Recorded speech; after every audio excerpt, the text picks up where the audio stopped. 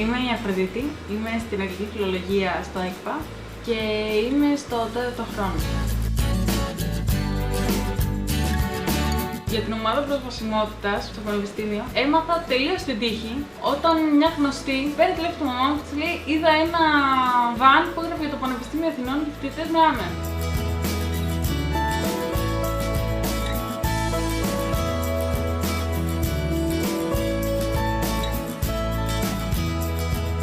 Τα αγγλικά ουσιαστικά ήταν πάντα κάτι που θέλω να κάνω. Δηλαδή από μικρή που ήμουν στο φροντιστήριο, έλεγα ότι ναι, εγώ θέλω να το σπουδάσω αυτό, μου αρέσει. Θέλω να πάρω ό,τι διπλώματα υπάρχουν στα αγγλικά. Και ναι, τελικά ήταν η μόνη σχολή που έβαλα. Εγώ θέλω μόνο σε αυτό να περάσω και μόνο εδώ και σε Αργιανή, γιατί δεν μπορούσα να βγω εκτός Αθηνών και με πήραν. Μετά εντάξει, έπρεπε να γίνουν κάποια χαρτιά, κάποια αυτό. Πήγα σχολή για να γραφτώ. Το τμήμα, σαν τμήμα μετά που έκανα, ξεκίνησα και έκανα μαθήματα και αυτά, μου άρεσε πάρα πολύ. Ιδιαίτερα τα λογοτεχνικά μαθήματα.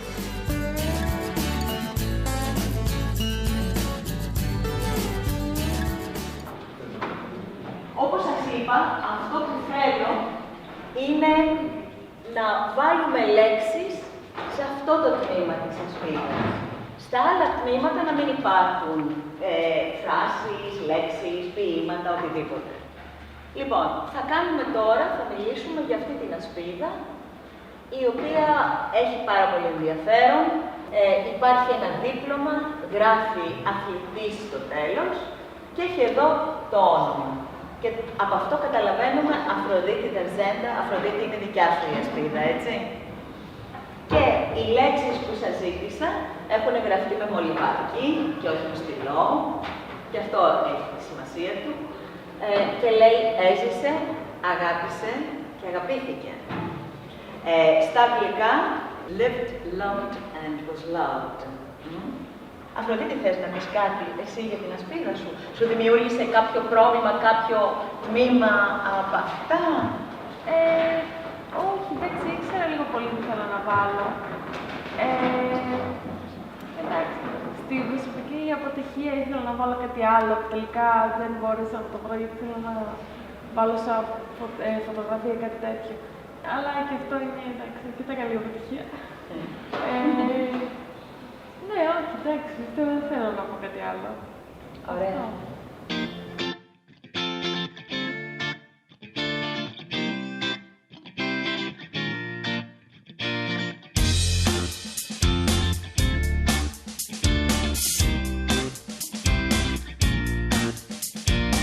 Στον ελεύθερο χρόνο είμαι πολύ στα λάπτοπ. Πολύ στα λάπτοπ. Αυτό σημαίνει Facebook, είτε σημαίνει ταινίες, είτε σημαίνει σειρές, οτιδήποτε. Μ' αρέσει να διαβάζω από μικρή, πάρα πολύ. Σχεδόν οτιδήποτε.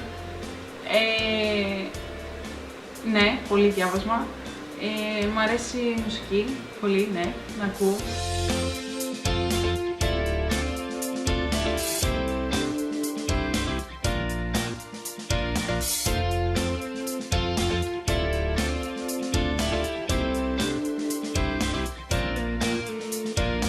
Από μικρές μας είχε η μαμά ότι δεν έπρεπε να καθόμαστε. Μας λέει δεν μας νοιάζει τι θα κάνετε, τι δραστηριότητα θα κάνετε, αλλά θέλω να κάνετε κάτι. Μικρές κάναμε μπαλέτο και δύο, και εγώ και αδερφή μου, και δεν το ήθελε καμία από τις δύο. Και περίπου το 2000 μας έβαλε ταεκβοντό. Είχε ο θείος μας σχολή και ξεκινήσαμε να κάνουμε ταεκβοντό. Στην αρχή δεν το λατρέψαμε. Μετά εμένα μου άρεσε κυρίως λόγω το ότι εγώ πήγα στο πρωταθλητισμό. Και ήταν ωραία. Και ναι, μου άρεσε το ταεκβοντό και τελικά ακόλουσα. Ναι, και το πήγα αρκετά. Είχα διακρίσεις δηλαδή. Έφτασα βασικά μέχρι πρώτο Dan. Μετά στους αγώνες, εντάξει, είχα επιτυχία, δηλαδή έχω πάρει και πανελλήνιο κύπελο, έχω παίξει σε πανελλήνια πρωταθλήματα που για κάποιο λόγο, ειδικά προς το τέλος, έβγαινα πάντα τρίτη. Δηλαδή ήμουνα μέσα σε μετάλλια, αλλά τρίτη. Και με είχαν καλέσει από την Εθνική να πάω να παίξω με ένα κλιμάκιο της Εθνικής στην Θεσσαλονίκη πανελληνικούς αγώνες. Αλλά εντάξει, επειδή αρρώστησα δεν πρόλαβα.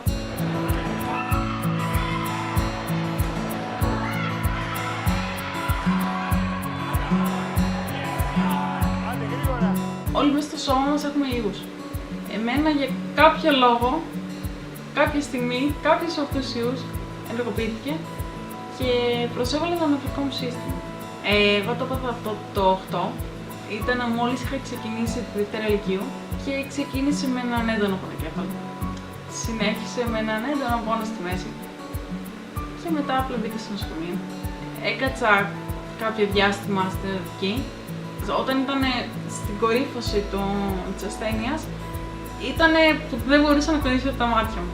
Αλλά από εκεί και πέρα είναι, δηλαδή σιγά σιγά παίρνω καινούργια πράγματα, μάλλον ξαναπαίρνω πράγματα που είχα κάποτε. Έχω αίσθηση, ξέρω εγώ, στα πάνω άκρα και αυτά, αλλά η αίσθηση μου είναι περίπου μέχρι τον οφαλό. Δηλαδή από εκεί και κάτω χάνεται. Δηλαδή, π.χ. αν πέσει κάτι πάνω στο πόδι μου, δεν το καταλάβω σαν μόνο.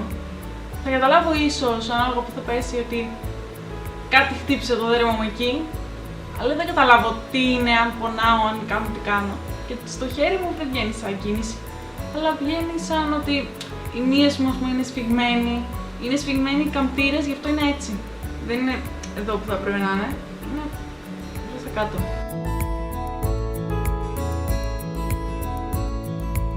Αυτό που μπορώ να πω ήταν ότι από την αρχή μέχρι τώρα, μέχρι όσο πάει, ήταν κοντά η οικογένειά μου. Δηλαδή η μαμά μου, ο μπαμπάς, η αδερφή μου ήταν πολύ κοντά και έτσι πέρασε από το δύσκολο κομμάτι. Και μου έχουν πει τουλάχιστον ότι σε βάθος χρόνου, φυσικοθεραπείες, θα υπάρξει πλήρης υποκατάσταση ως ένα βαθμό πλήρης, εντάξει.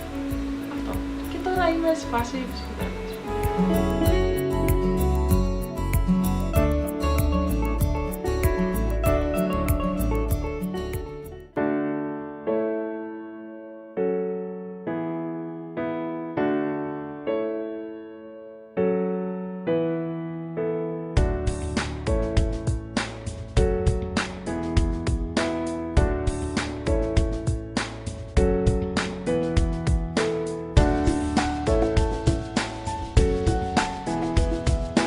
Η Μονάδα Προσβασιμότητας Φοιτητών με Αναπηρία του Πανεπιστημίου Αθηνών ιδρύθηκε το 2006 επίσημα, ύστερα από μια απόφαση της Συγκλήτου, η οποία καθόρισε και το πλαίσιο λειτουργίας της. Σκοπός της μονάδας και αποστολή της είναι να παρέχει στους φοιτητές με αναπηρία υπηρεσίες και διευκολύνσεις τεχνολογικές είτε μέσω ανθρώπων, των υπαλλήλων ή των εθελοντών, ώστε οι σπουδές τους να είναι σε ισότιμη μοίρα με τους υπόλοιπους συμφοιτητές τους.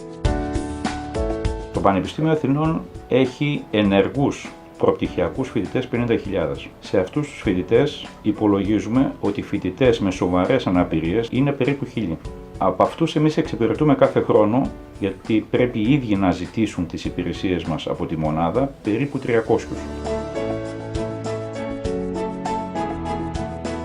Μεγάλη βοήθεια της μονάδας προσβασιμότητας, πολύ μεγάλη βοήθεια, είναι το βαν. Πολύ μεγάλη βοήθεια. Δηλαδή, δεν ξέρω αν θα μπορούσα να πηγαίνω στο πανεπιστήμιο αν δεν ήταν το βαν. Γιατί κιόλας δεν μ' αρέσει το σκεπτικό ότι θα πηγαίνω μόνο για να δώσω ένα μάθημα. Πηγαίνω γιατί παρακολουθώ όλα τα μαθήματά μου. Μ' αρέσει, εντάξει, είναι και ένας λόγος για να βγω έξω από το σπίτι. Επειδή έχω το θέμα με το χέρι μου το δεξί, έχω μάθει να γράφω με το αριστερό, αλλά γράφω σαν πρωτάκι. Και στην αρχή που δεν ήξερα άτομα να μου δώσουν τις σημειώσεις, με βοηθούσε πολύ ότι υπήρχαν θελόντριες που πηγαίνανε και παίρνανε, ξέρω εγώ, τις σημειώσεις από κάποιο άλλο άτομο.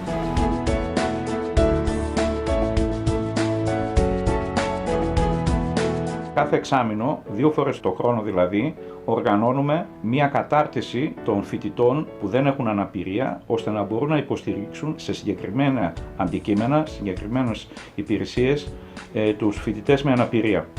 Περνούν ένα διήμερο ταχύρυθμο σεμινάριο και επίσης ένα άλλο διήμερο βιωματικό σεμινάριο, παραδείγματος χάρη πώς θα πρέπει να συνοδεύουν έναν φοιτητή που είναι τυφλός, ποιοι είναι οι ενδεδειγμένες λέξεις και ορολογία που πρέπει να χρησιμοποιούν όταν απευθύνονται σε αυτούς, πώς πρέπει να συνοδεύουν ένα φοιτητή που χρησιμοποιεί αμαξίδιο και ούτω καθεξής. Αν να σας μείνει ένα πράγμα σήμερα, είναι ότι οι άνθρωποι που έχουν αναπηρία υπάρχουν. Είναι πιο πολύ από ό,τι νομίζετε, δηλαδή τα στατιστικά είναι τέτοια που λένε ότι σχεδόν σίγουρα υπάρχει κάποιο στο οικονομικό σας τετράγωνο.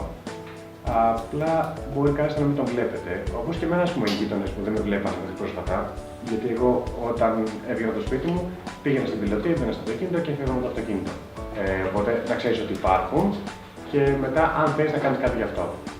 Να πούμε ότι η Θάλια είναι από τους πρώτους μας εθελοντές από το 2010, συμμετείχε στο ICC. Είμαι συνοδός ανθρώπου που έχει πρόβλημα όρασης, είναι τυφλός, τον οποίο τον γνώρισα στο ICC. Δεν μου αρέσει να δίνω τέτοια κίνητρα, αλλά εμένα ο εθελοντισμός γενικά και συγκεκριμένα το ICC μου άλλαξε τη ζωή.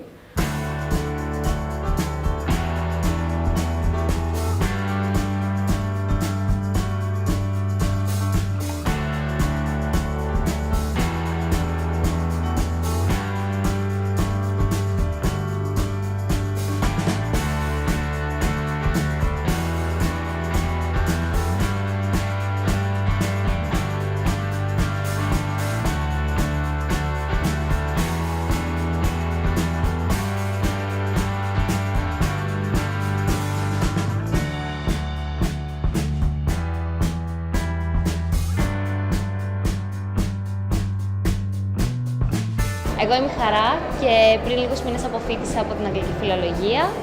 Είμαι επίσης εθελόντρια στη μονάδα προσβασιμότητας του ΕΚΠΑ.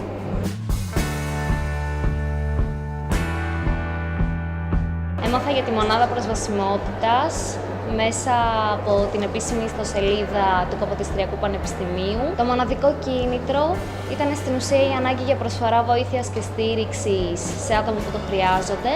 Και σε όλο αυτό με όθησε και ένα τυχαίο συμβάν σε ένα κοντινό μου πρόσωπο, οπότε υπάρχει και ένα προσωπικό βίωμα.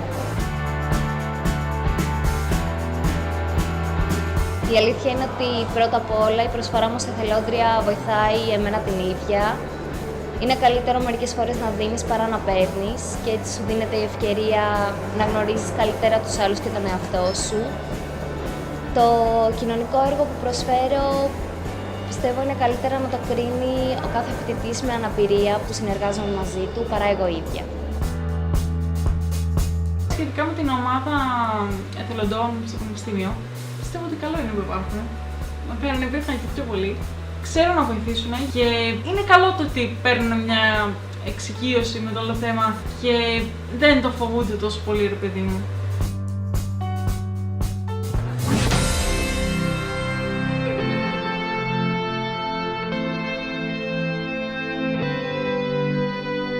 Το κράτος, ναι, δεν βοηθάει σε επαρκή βαθμό.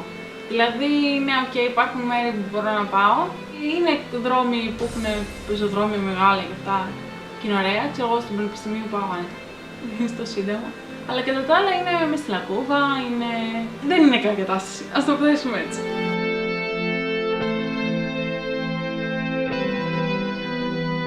Κάποιος που θα ξεκίναγε τώρα, κάποιο παιδί σαν εμένα, με κάποια αναπηρία που θα ξεκίναγε τώρα τη σχολή, θα έλεγα πρώτα απ' όλα καλή τύχη.